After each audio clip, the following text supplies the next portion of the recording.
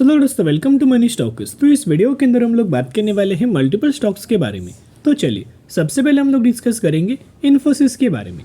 तो जहां हमें इन्फोसिस के अंदर फ्राइडे के दिन 1% की गिरावट हमें देखने को मिला हुआ था एंड 1865 रुपीज़ के आसपास हमें क्लोजिंग नज़र आ चुकी थी। तो इन्फोसिस के अंदर कुछ अपडेट्स हमें निकल के आए हैं और जो न्यूज़ है, जो अपडेट्स है, वो एकदम लेटेस्ट अपडेट्स के बारे में हम लोग बात करेंगे। तो चलिए एक एक करके अपडेट्स के बारे में हम लोग डिस्कस कर लेते हैं। उससे पहले एक पॉइंट अगर आप ऑब्जर्व करके चलेंगे कि पिछले 5 सालों का चार्ट मैंने आपके साथ इन्फोसिस का ओपन किया है, जिसके अंदर आपको क्लियर कट दोस्तों दिखाई दे रहा होगा कि पिछले 5 सालों में इन्फोसिस के द्वारा 132% शेयर होल्डर्स को रिटर्न्स दे चुका है। लेकिन कंपनी ने जो अपना लाइफ टाइम वाला हाई लेवल्स क्रिएट किया था, जो टॉप वाला लेवल्स क्रिएट किया था, अगर आप अभी तक का कन्वर्ट करके चलेंगे, कैलकुलेट करके चलेंगे कि अभी टॉप से लेके करंट प्राइस तक हमें इन्फोसिस सिर्फ और सिर्फ 3 से 3.5% की गिरावट के ही अंदर दोस्तों ट्रेड कर रहा है।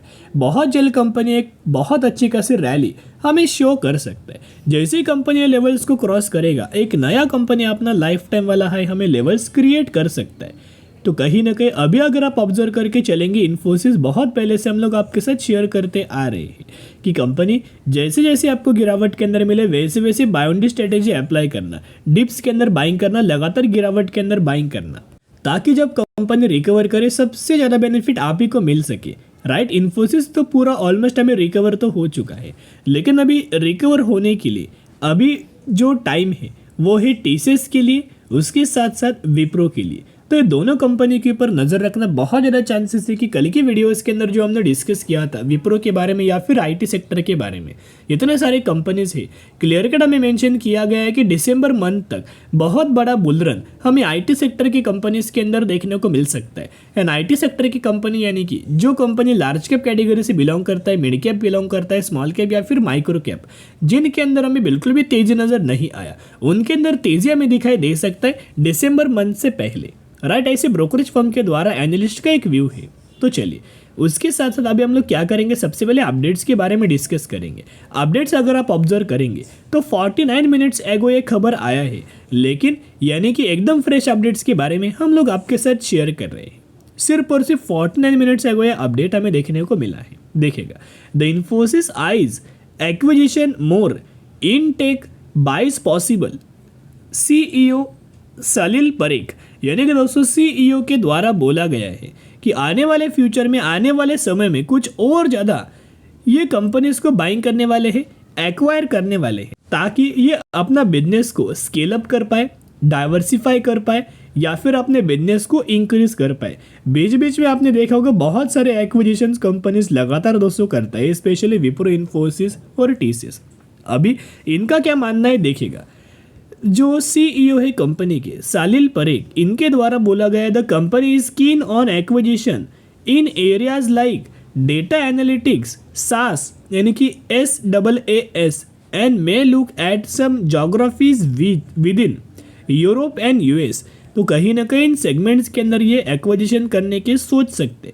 उसके साथ साथ ask if more acquisition could be of scale matching in tech which come with price tag of 450 million euros.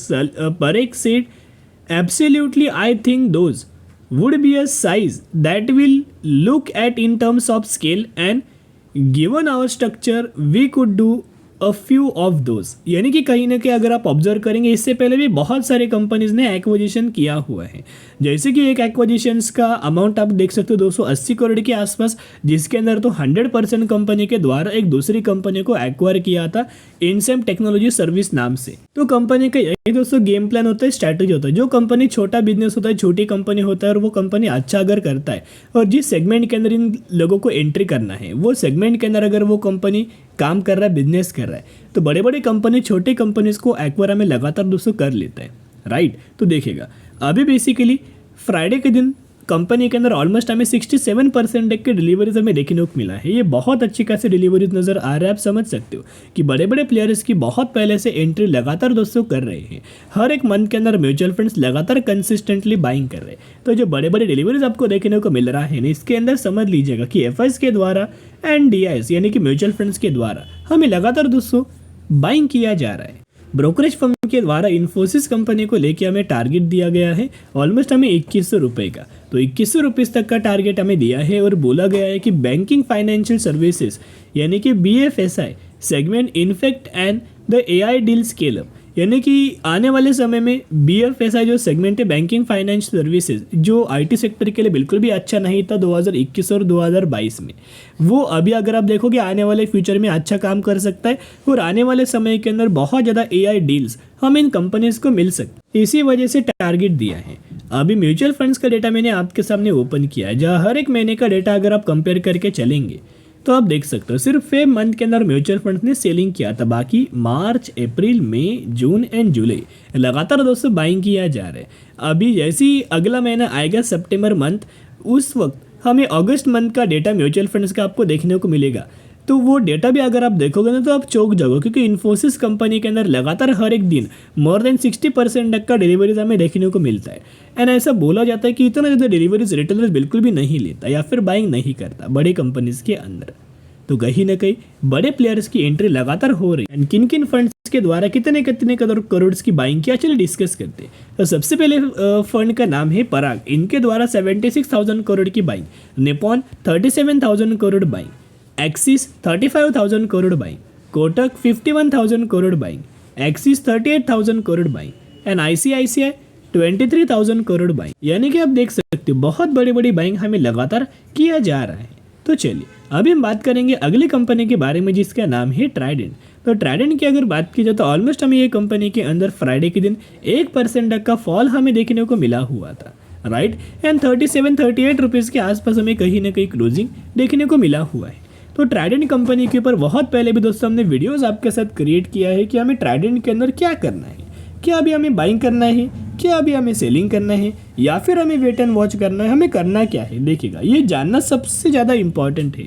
कोई भी कंपनी के अंदर अगर आपको बाइंग करना है तो बाइंग करने से पहले कुछ चीज़ें आपको चेक करना होता है। सबसे पहले आपको चेक करना है कंपनी का बिजनेस, सेकेंड आपको चेक करना है कंपनी के पैरामीटर्स एंड थर्ड चीज़ आपको चेक करना है कंपनी का टेक्निकल चार्ट। अगर तीनों चीज़ों के अंदर, तीनों स्टेप्स के अंदर अगर आपको पॉजिटिविटी देखने को मिलता है ना, तो ज़रूर वो कंपनी के अंदर buy on the strategy apply करना, राइट। अभी देखिएगा ट्राइडेंट का मैंने पिछले 5 सालों का चार्ट आपके सामने ओपन किया है। पिछले 5 सालों में टॉप से लेकर करंट प्राइस तक अगर आप कैलकुलेट करके चलेंगे तो अभी भी ट्राइडेंट ये कंपनी हमें 42% तक की गिरावट के अंदर मिल रहा है। तो ये गिरावट का कारण क्या है, क्यों कंपनी गिरा? यहाँ तो अगर आपने टॉप से लेके बॉटम तक अगर आप कैलकुलेट करेंगे तो मोर देन 50% तक का गिरावट हमें देखने को मिला हुआ था। लेकिन अभी क्या है ना, धीरे धीरे करके कंपनी में थोड़ा बहुत रिकवर कर रहा है, लेकिन अभी भी गिरावट के ही अंदर ट्रेड कर रहा है। तो ये कारण जानना इंपॉर्टेंट है, ये रीज़न जानना इंपॉर्टेंट है। तो रीज़न क्या था आपको पता होगा कि कंपनी हर एक क्वार्टरली अपना रिजल्ट्स हमें परफॉर्म कर रहा था, जहाँ Q1, Q2, Q3 या फिर Q4 हर एक क्वार्टर के अंदर जितने सारे कंपनी के पैरामीटर्स थे, जहाँ कंपनी का प्रॉफिट्स है, रेवेन्यू है, इनकम है या फिर EPS है, हर एक पैरामीटर्स के अंदर दोस्तों बुरा हमें ट्राइडेंट परफॉर्म कर रहा था। प्रॉफिट्स गिर रहा था, रेवेन्यूज़ गिर रहा था, इनकम गिर रहा था एंड अर्निंग पर शेयर के अंदर गिरावट हो रहा था। तो जो मार्केट हमें एक्सपेक्ट करके चल रहा था वो कंपनी बिल्कुल भी हमें फॉर्म या फिर परफॉर्म नहीं कर रहा था, और इसी वजह से बुरा रिएक्ट लगातार हर एक क्वार्टर के अंदर मार्केट ने ट्राइडेंट इस कंपनी के अंदर किया है। अभी भी कंपनी का सेल्स का पैरामीटर्स अगर आप ऑब्जर्व करेंगे तो सेल्स अभी अगर आप देखोगे तो फिर भी बहुत ज़्यादा वॉलेटिल है। सितंबर 2023 में 1800, फिर दिसंबर 23 1800, मार्च 24 1680 एंड जून 2024 1750। तो कहीं ना कहीं अभी भी इनके जो सेल्स है वो कोई स्टेबल हमें देखने को नहीं मिल रहे, ग्रोथ वाले देखने को नहीं मिल रहे, राइट। उसके साथ साथ कंपनी का अगर आप प्रॉफिट्स भी अगर आप ऑब्जर्व करके चलेंगे तो आप देख सकते हो 144 करोड़ से घट के हुआ 131 करोड़, 131 करोड़ से घट के हुआ 90 करोड़, 90 करोड़ से रिड्यूस करके हुआ 90 करोड़। यानी कि कहीं ना कहीं अगर आप देखोगे उसके बाद कंपनी ने थोड़ा बहुत अच्छा परफॉर्म किया और 109 करोड़ का प्रॉफिट जनरेट किया। उसके अगले क्वार्टर में 59 करोड़ का प्रॉफिट घट चुका था एंड रिसेंटली अभी Q1 के अंदर 74 करोड़ का प्रॉफिट जनरेट किया। अभी भी अगर आप पैरामीटर्स देखोगे तो बहुत ज़्यादा वॉलेटिल एंड रिस्की पैरामीटर्स हमें ट्राइडेंट के नज़र आ रहे हैं। तो एक पॉइंट नोट करना, जब तक ट्राइडेंट के पैरामीटर्स इंप्रूव नहीं होते, 2 से 3 क्वार्टर में कंपनी अच्छा परफॉर्म नहीं करता कंसिस्टेंटली, तब तक कंपनी के अंदर कोई तेज़ी हमें देखने को नहीं मिलेगा। क्योंकि क्या होता है, मार्केट फिर बुरा रिएक्ट करेगा, फिर गिरावट नज़र आएगा अगर कंपनी का रिजल्ट हमें बुरा आएगा। तो जब तक कंपनी के पैरामीटर्स ग्रो नहीं होते तब तक बिल्कुल भी कंपनी के अंदर निवेश मत करना। करंटली वेट एंड वॉच करना, राइट। जैसे समय आएगा उस समय दोस्तों आप निवेश करने की कोशिश कर सकते हो, अभी निवेश करने की गलती बिल्कुल भी मत करना। चलिए अभी बात करेंगे अगली कंपनी के बारे में जिसका नाम है जर्मन मंत्रा लाइफस्टाइल लिमिटेड। 7 रुपये पर ट्रेड कर रहा है और ये छोटी कंपनी ने ऑलमोस्ट 500% तक का रिटर्न शेयर होल्डर्स को बना के दिया है। तो ये कंपनी की अगर बात की जाए तो रिसेंटली कंपनी ने 1:1 रेशियो का बोनस अनाउंसमेंट किया है। तो अगर आपके पास इस कंपनी की एक शेयर होंगे तो हर एक शेयर के बदले ये कंपनी एक बोनस शेयर आपको देने वाली है।